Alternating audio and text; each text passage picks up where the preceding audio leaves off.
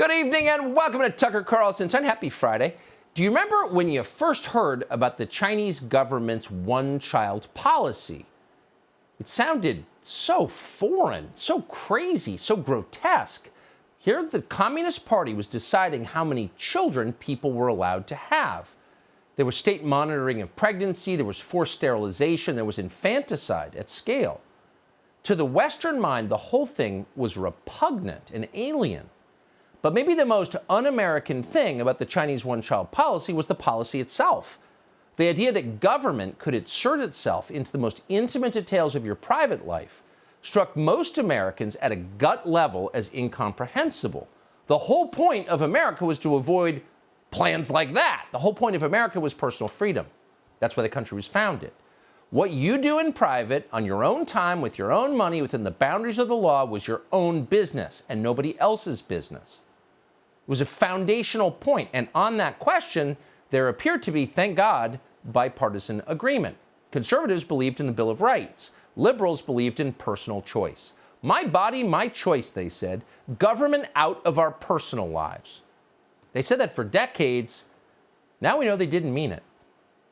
Turns out that liberals were very eager to intrude as deeply as possible into people's personal lives, just as long as they controlled the government. Once they were in charge, they set about doing this, with no limits and no acknowledgement of the existence of personal liberty. This has been going on for a few years, but it became very obvious the moment that Joe Biden was inaugurated president, which, as it happened, was 2 years ago today. Now, that day, January 20th, 2021, hours after the ceremony, the White House issued a fact sheet explaining how Joe Biden planned to, quote, deliver immediate relief for families across America that are struggling. That seems like a pretty good idea. And you expected, of course, a list of maybe economic developments or fixing the roads or a plan to fight inflation or stop the fentanyl epidemic. But no, that's not what you got. At the very top of that list was a directive on what you were supposed to wear. The Biden administration declared a, quote, 100-day masking challenge to all Americans, and they informed you that it was your, quote, patriotic duty to cover your face. Almost nobody said anything about this, but it was a sea change in American politics. Just 15 years before, politicians in both parties had publicly denounced the burqa as a symbol of oppression. If you couldn't show your face in public, you could not be free. That's what they said, and of course they were right. It's true. Now you had one party demanding tissue paper burqas for the entire population, and the other party, for the most part, staying silent as they did it. That was a big deal. And in retrospect, Republican acquiescence to mask mandates was a major mistake. If they can tell you what to wear, they can probably tell you what to inject into your body. And if they can do that, there's really nothing they can't do. They can control every aspect of your life, no matter how intimate. And of course, now they do, because they want to. As you've probably read by now, the Consumer Product Safety Commission has suggested the government will soon ban gas stoves. Now, gas stoves have been a staple of American kitchens for more than a century. You may have one in your home. You may have grown up with one. But apparently, and nobody knew this until like a week ago, these stoves are a hidden hazard that we must eliminate.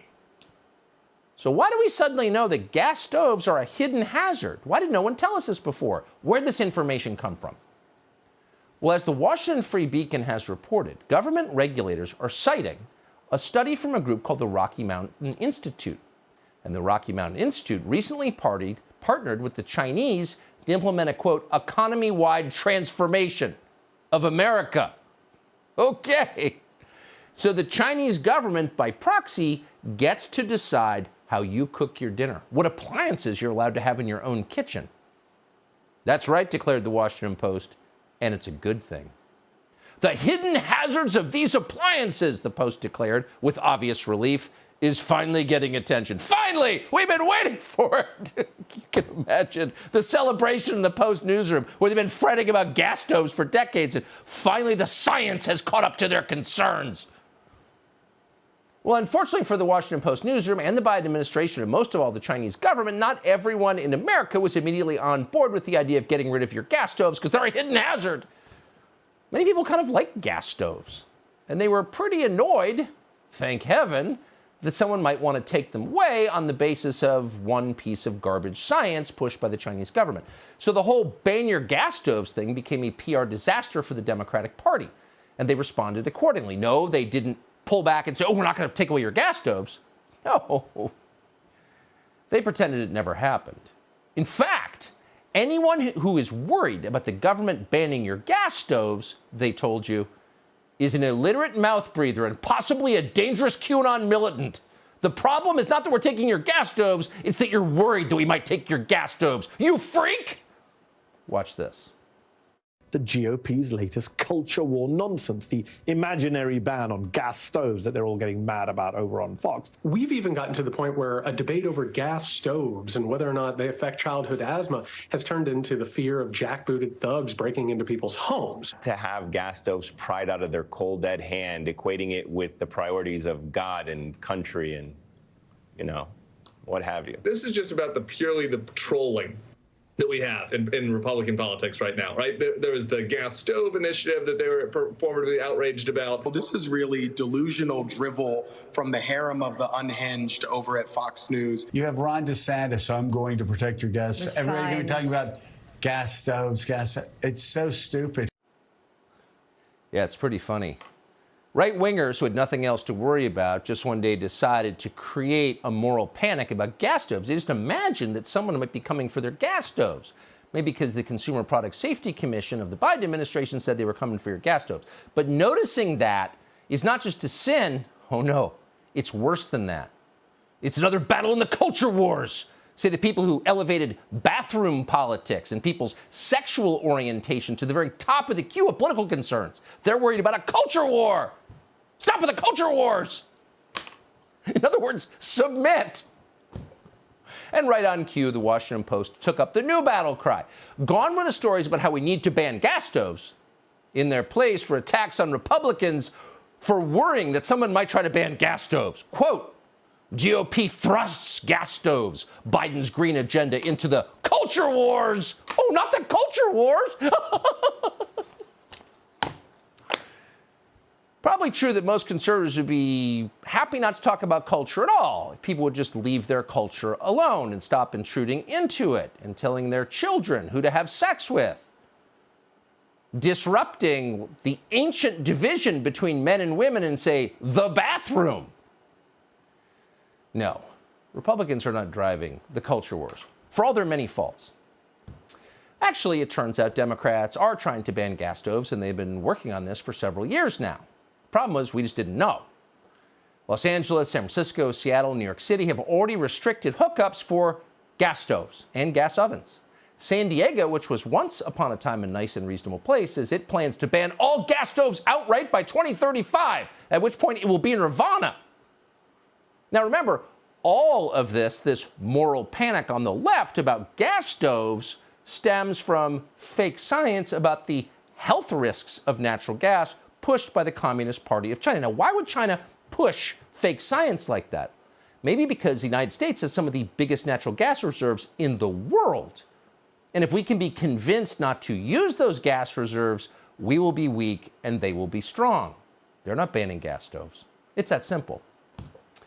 But for the left, of course, kowtowing to China comes instinctively, but it's bigger than that.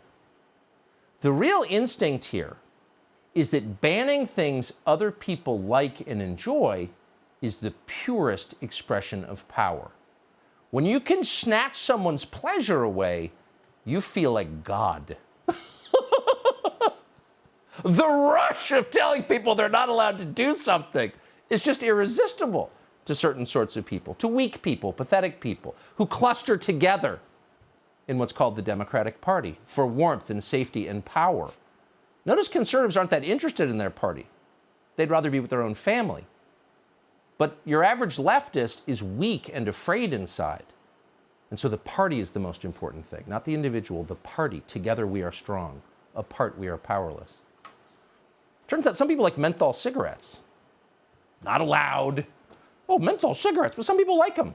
Particularly poor people. They like them. Don't have a lot of pleasures. Menthol cigarettes are one of them. But they can't have them anymore. They're being banned. Menthol cigarettes cause cancer. Shut up. Well, of course, a lot of things cause cancer, probably more than we know. Potentially, cell phones cause cancer. Potentially, diet soda causes cancer. They do in rats. They're not banned. How come?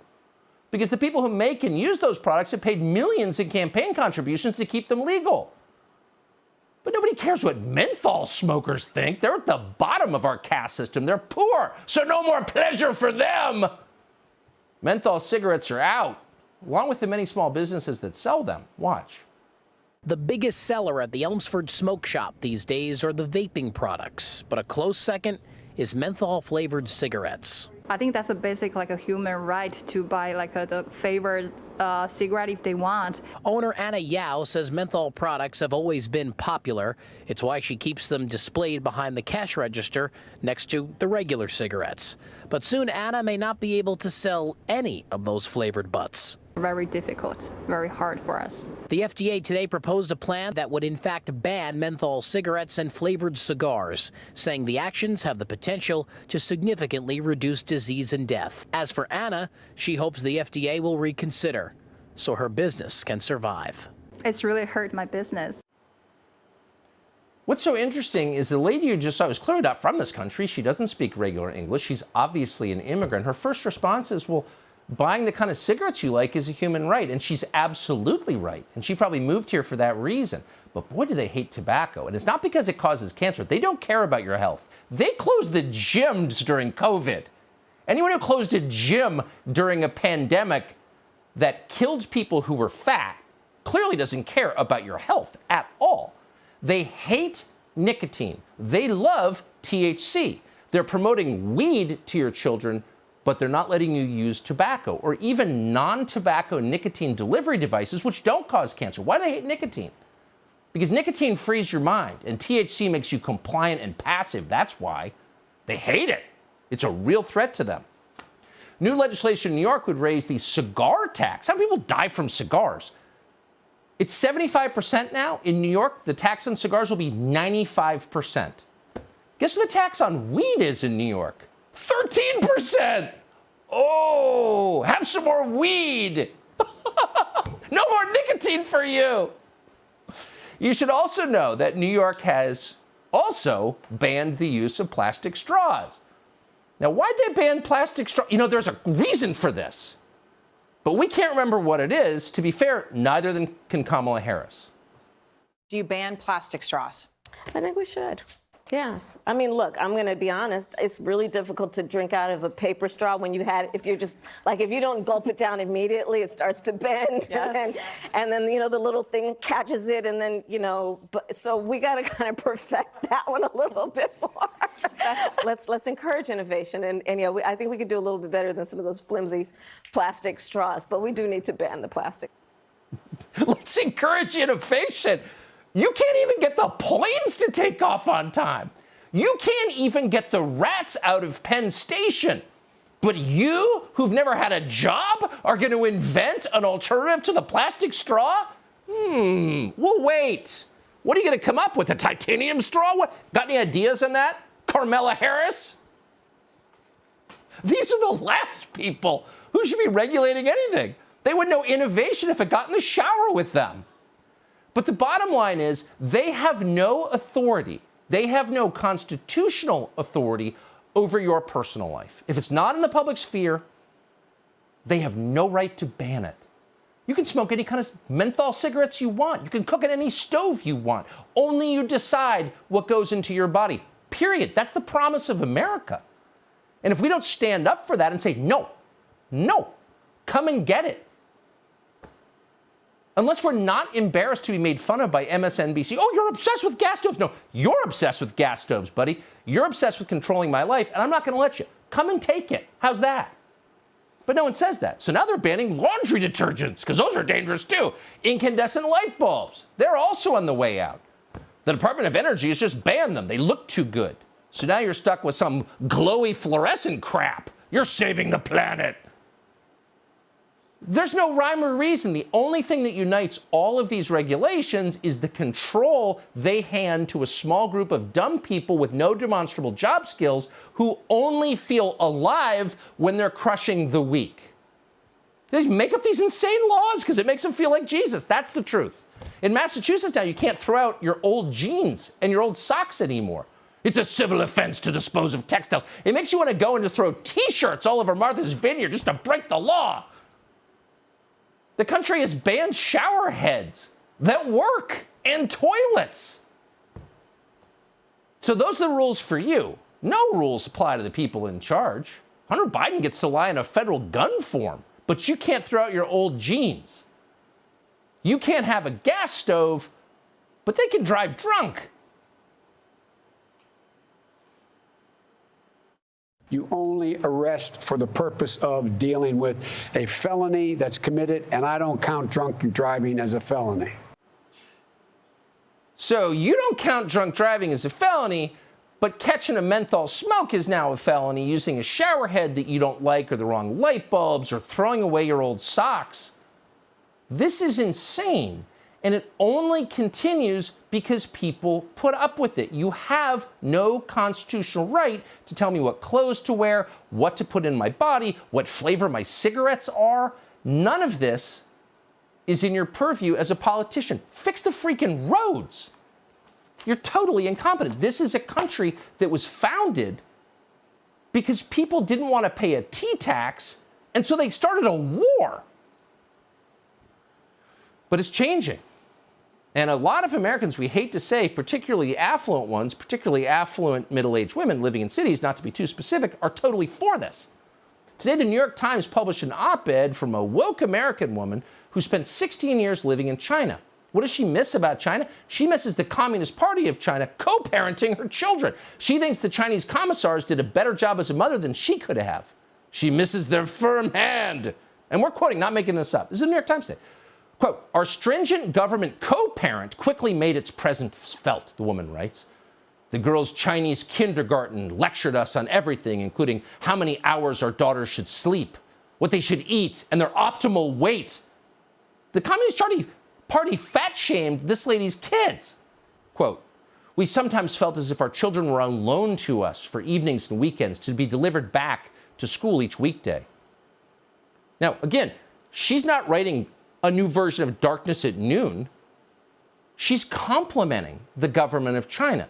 The piece ends by noting, quote, tight control of the Communist Party's surveillance state results in its own kind of freedom. Okay, that is un-American. That person is sick. And if you don't recognize how sick that person is, if you long for a fascist government to call your little girls fat, you're a sick person, okay?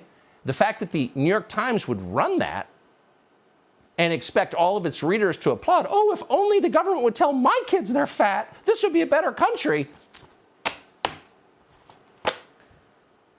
You got to fight for freedom no matter what. Subscribe to the Fox News YouTube channel to catch our nightly opens, stories that are changing the world and changing your life. From Tucker Carlson Tonight.